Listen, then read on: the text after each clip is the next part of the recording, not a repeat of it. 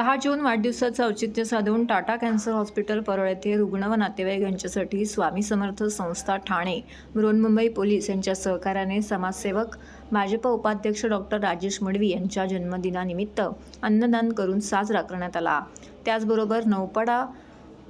त्याचबरोबर ठाणे नौपाडा दरवर्षीप्रमाणे गरीब गरजू विद्यार्थ्यांसाठी 20,000 वह्या शैक्षणिक साहित्यांचे वाटप देखील करण्यात आले। ज्येष्ठ शिक्षक विश्वस्त सरस्वती मराठी शाळा सन्माननीय सुरेंद्र दिघे सरांच्या शुभ हस्ते हा उपक्रम राबवण्यात आला। वाढदिवसाच्या शुभेच्छा देण्यासाठी आमदार संजय केळकर, खासदार नरेश मस्के, परिवहन सभापती विलास जोशी, भाजपा शहर अध्यक्ष संजय वागुले, माजी नगरसेवक नारायण पवार, सुनेश जोशी, जयेंद्र कोळी, राजेश मोरे, माजी नगरसेविका मृणाल पेंडसे असे मान्यवर येथे उपस्थित होते। असं पाठ नका करू।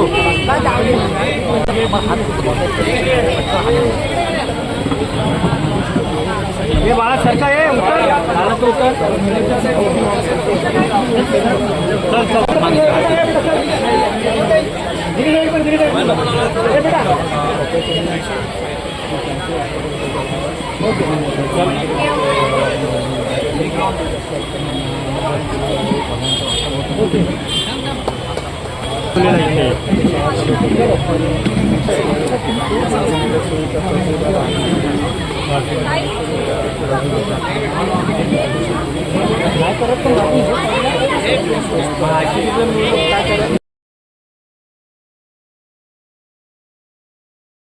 सर्व नागरिकांना आवाहन करण्यात येत आहे की सध्या डासांमार्फत पसरणाऱ्या डेंग्यू या आजाराचा प्रसार रोखण्यासाठी प्रत्येकाने पुढील प्रमाणे कार्यवाही करावी। डेंग्यू आजार एडिस इजिप्ती हा डास चावल्याने होतो। या डासांची पैदास साचलेल्या किंवा साचवलेल्या स्वच्छ पाण्यामध्ये होते। 8 दिवसांपेक्षा जास्त दिवस पाणी उघडे व साचून राहिल्यास त्यात डास अंडी घालतात। अंड्यांच्या अळ्या तयार होऊन पुढे डास तयार होतात। यासाठी आपल्या घरातील पाणी साठे उदाहरणार्थ बॅरल्स, पिंपे, टाक्या, हौद, रांजणे इत्यादी दर आठवड्याला रिकामे करून घासून पुसून कोरडे करून पुन्हा भरावे। 1 दिवस कोरडा दिवस म्हणून पाळावा।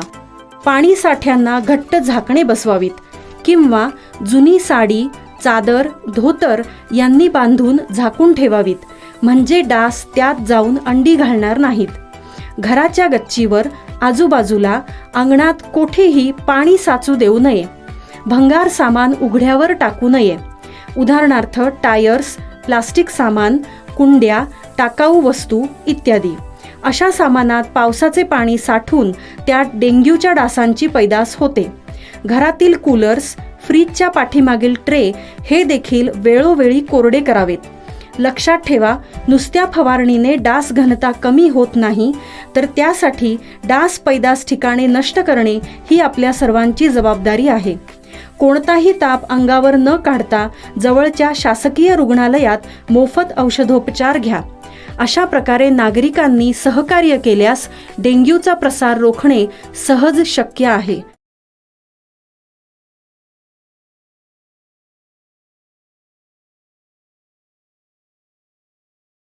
अनधिकृत होर्डिंग हटवण्याबाबत मृणाल पेंडसे यांच्या नेतृत्वाखाली ठाणे महानगरपालिकेबाहेर तीव्र आंदोलन।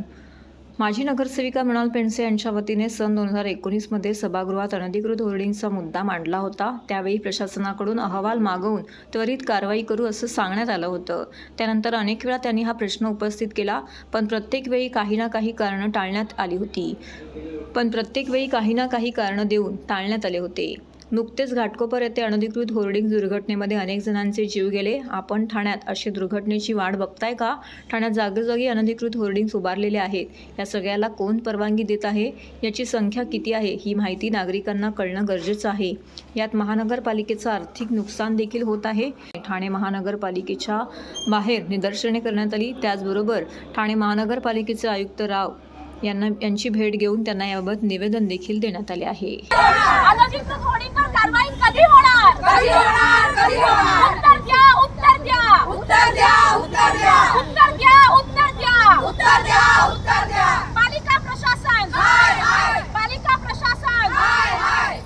जी होर्डिंग पडून दुर्घटना घडली, अनेक लोक त्यात मृत्युमुखी पडले आणि पुन्हा एकदा अनधिकृत होर्डिंगचा प्रश्न ऐरणीवरती आलेला आहे.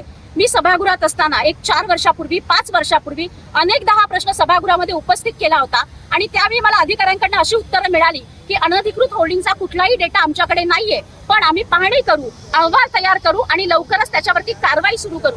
त्यापेक्षा महापौरांनी एक कडक आदेश दिले होते की आठवड्याभराच्या आत अनधिकृत होर्डिंगवरती कारवाई झाली पाहिजे. पण या 4 ते 5 वर्षात कुठलीही कारवाई या होर्डिंगवरती झालेली दिसत नाही. आणि तुम्ही ठाणे शहरात बघाल तर ठाणे शहर आपलं विद्रूप करून टाकलेलं आहे. जागोजागी अनेक मोठमोठाले अनधिकृत होर्डिंग हे उभारले जात आहेत. म्हणजे बऱ्याचदा तुम्ही बघाल तर परवानगी असते 15x15ची, पण तिकडे होर्डिंग उभारले जातात 40x40, 20x20. म्हणजे या सगळ्यावरती कोणाचा वरदहस्त आहे? किंवा आता आम्हाला असा प्रश्न पडायला लागलाय की पालिका प्रशासन हे ठाण्यामध्ये एखादी दुर्घटना होण्याची वाट बघतंय का, किंवा निरपराध लोकांचे जीव कसे जातात याची वाट बघतंय का? आत्ताच मी आयुक्तांना हे निवेदन देऊन आलेले आहे की लवकरात लवकर अनधिकृत होर्डिंगची संख्या किती आहे हे ठाणेकरांसमोर जाहीर करावं. कारण मी सांगते की त्यावेळी मला असं उत्तर दिलं होतं अधिकाऱ्यांनी की अधिकृत होर्डिंगची संख्या 549 आहे. म्हणजे याचा अर्थ उरलेले सगळे होर्डिंग हे अनधिकृत आहेत का, तर ते ठाणेकरांसमोर जाहीर करावं. आणि जर 8 दिवसामध्ये या सगळ्या अनधिकृत होर्डिंग वरती जर कारवाईला सुरुवात झाली नाही तर आज आम्ही इशारा देतो की ठाणे महानगरपालिकेच्या बाहेर बसून आम्ही ठिय्या आंदोलन करू. आणि कालच फ्लावरवालीच्या इथलं एक होर्डिंग हलत होतं, अशी नागरिकांनी तक्रार केल्यावरती त्याच्यावरती कारवाई सुरू झाली आहे.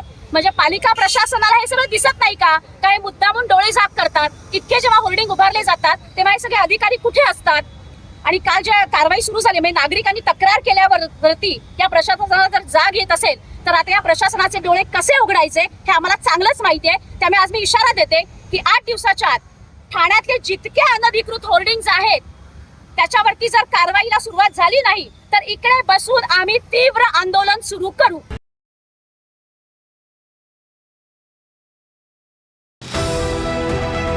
TJSB सौर शक्ती कर्ज गो ग्रीन, करा वीज बिलावर बचत.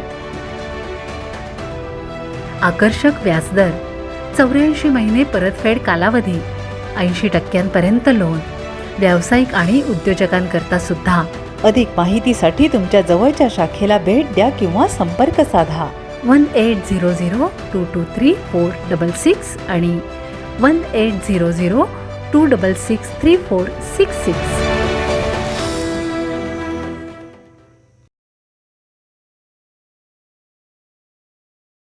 डंपरच्या धडकेत क्राईम ब्रांचच्या पोलीस कर्मचाऱ्याचा मृत्यू, अपघातात एका महिलेचाही समावेश. वर्तकनगर येथील कोरस भागात ठाणे क्राईम ब्रांचचे पोलीस कॉन्स्टेबल सुनील रावते यांच्या अंगावरून डंपर गेल्याने त्यांचा मृत्यू झाला आहे. वर्तकनगर येथील कोरस भागात ठाणे क्राईम ब्रांचचे पोलीस कॉन्स्टेबल सुनील रावते यांच्या अंगावरून डंपर गेल्याने त्यांचा मृत्यू झालाय, तर त्यांच्या सोबत दुचाकी चालवणाऱ्या महिलेचाही या घटनेमध्ये मृत्यू झालाय. या अपघाताची नोंद वर्तकनगर पोलीस ठाण्यामध्ये करण्यात येत आहे. वर्तकनगर भागात सुनील रावते हे कार्यरत आहेत. ते ठाणे गुन्हे अन्वेषण शाखेच्या वागळे युनिटमध्ये कार्यरत होते. बुधवारी सकाळी ते एका महिलेच्या दुचाकीवरून खासगी कामासाठी जात होते. त्याचवेळी डंपरच्या चाकाखाली आल्याने रावते यांनी त्यांच्यासोबत असलेल्या महिलेचा दुर्दैवी मृत्यू झालाय. अपघात नेमका कसा झाला हे अद्याप कळू शकले नाही. अपघाताची नोंद वर्तकनगर पोलीस ठाण्यामध्ये करण्यात येत आहे. दोघांचेही मृतदेह जिल्हा शासकीय रुग्णालयामध्ये ठेवण्यात आले आहेत.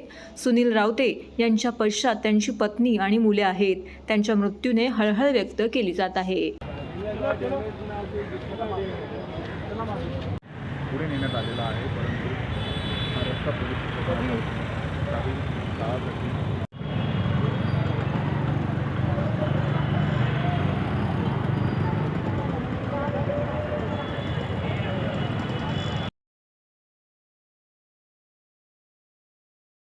सिव्हिल रुग्णालयात वर्षभरात झाल्या 3500 शस्त्रक्रिया.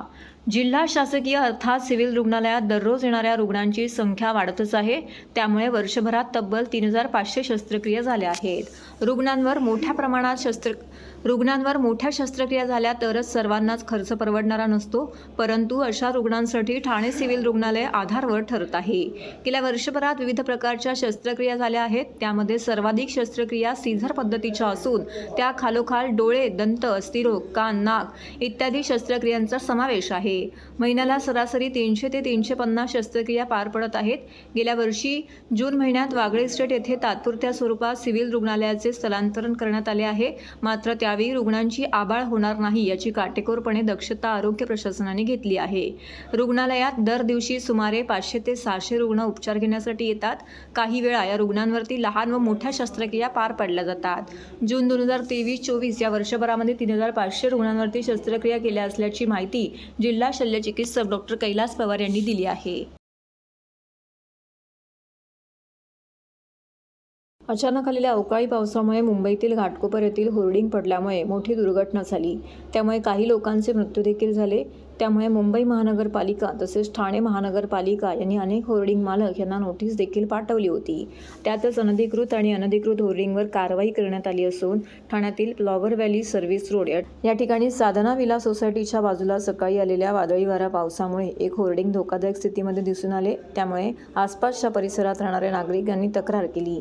त्यामुळे तात्काळ होर्डिंग हटवण्याची मागणी केली असून या ठिकाणी ठाणे महानगरपालिकेच्या वतीने कोणतीही दुर्घटना होऊ नये यासाठी जाहिरात विभागामार्फत जागा मालक व होर्डिंग कॉन्ट्रॅक्टरला नोटीस देण्यात आली असून त्वरित होर्डिंग काढण्याचे आदेश देण्यात आले होते. त्यावर ठाणे महानगरपालिकेच्या वतीने ही कारवाई करण्यात आली.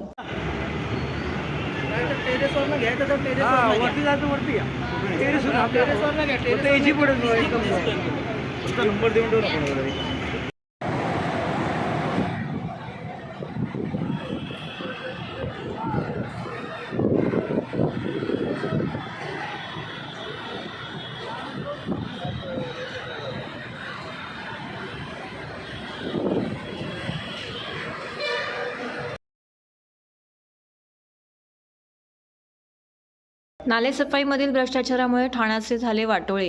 आमदार जितेंद्र आव्हाड यांचा अधिकारी ठेकेदारांवरती आरोप. अधिकारी आणि ठेकेदारांना नालेसफाई करायची नसून केवळ हातकी सफाई करायची आहे. त्यामुळेच ठाण्याचे वाटोळे झाले आहे असा आरोप राष्ट्रवादी शरद पवार पक्षाचे आमदार जितेंद्र आव्हाड यांनी केला आहे. नालेसफाई 20% दराने कमी कशी करून घेऊ शकता? नालेसफाई 20% दराने कमी कशी करून घेऊ शकता? कोणता चांगला ठेकेदार तुमच्या नालेसफाईसाठी येईल असा प्रश्न देखील जितेंद्र आव्हाड यांनी उपस्थित केला आहे. ठाणे महानगरपालिका क्षेत्रातील नालेसफाई नेमकी किती टक्के झाली आहे? नालेसफाई पूर्ण झाली की नाही याबाबत कोणता दावा महानगरपालिकेच्या वतीने करण्यात आलेला नाही.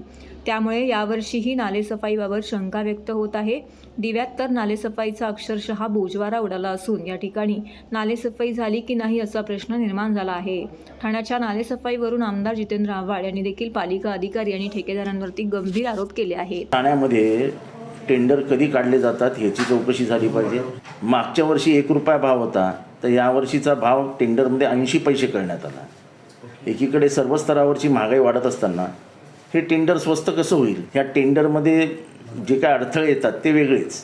पण पहिली गोष्ट, हे टेंडर मार्चमध्ये निघून एप्रिलमध्ये अलॉट व्हायला हवं, म्हणजे त्यांना वेळ मिळतो नालेसफाई करायला. नालेसफाईचे अधिकारी आणि नालेसफाई करणारे जे कॉन्ट्रॅक्टर असते यांचं मिलीभगत असते. पावसाळ्याच्या 8-15 दिवस अगोदर त्यांना वर्क ऑर्डर दिली जाते आणि मग थोडीशी नालीसफाई गेली की पावसाची वाट बघत असतात. पाऊस आला की तो कचरा वाहून जातो आणि यांची नालीसफाई झाली, हातकी सफाई. त्यामुळे ही नालेसफाई झालेलीच नाही, कोणी केलेलीच नाही. ठाणे महानगरपालिकेचं दुर्लक्ष असतं. माझ्यासारखा माणूस कॉन्ट्रॅक्टरला 10 वेळा फोन करतोय. हो साहेब, करतो ना साहेब, झालं, उचललं साहेब, केलं साहेब. नालेसफाई हा ठाणे महानगरपालिकेचा गेल्या 20 वर्षाचा प्रॉब्लेम आहे. वंदना सोसायटी, गजानन महाराज चौक, आता बाजारपेठ. एक तर पहिली गोष्ट म्हणजे अनधिकृत बिल्डिंगमध्ये मुळे नाल्यावरती बांधल्या गेल्या आहेत, भरणी केली गेली आहे. आत्ता कळव्यामध्ये मागच्या वर्षी खूप पाणी भरलेलं पारसिकनगरमध्ये. तिथे स्नेह पार्क नावाची सोसायटी आहे, त्याच्या मागच्या साईडला एक मोठा नाला आहे. तो मोठा नाला तिथल्या एका बिल्डरनी बुजवूनच टाकला आणि त्याला एक छोटासा पाईप दिला आहे. आता त्या पाईपमधनं पाणी जाणारच नाही, परत तिथे पाणी. तो म्हणजे अधिकारी झोपतात काय? भरणी कुठे होते, काय होते, भरणी येते कशी गावामध्ये? कवश्याच्या बाजूला, शिळच्या बाजूला डोंगरावरनं येणारं पाणी जायला वाटाच नाही आहेत. परत एकदा शिळच्या पूर्ण रस्त्यावर पाणी असेल. कवश्याला आलो तर मोठे मोठे नाले आहेत, साफच झालेले नाहीत. बिरादर नावाचा कॉन्ट्रॅक्टर आहे, काय बिराजदार का बिरादर काहीतरी नाव आहे, त्याला 4-5 वेळा फोन करून सांगितलं, अरे नाले साफ करून घे ना साहेब. करतो ना साहेब, काही केलेलं नाही.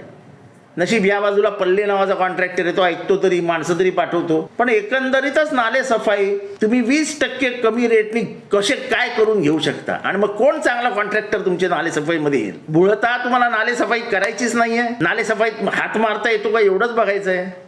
आणि त्यामुळे या भ्रष्टाचारापोटी ठाण्याचं वाटोळं होतं. ठाण्याचं जे पाणी भरतं सगळ्या भागांमध्ये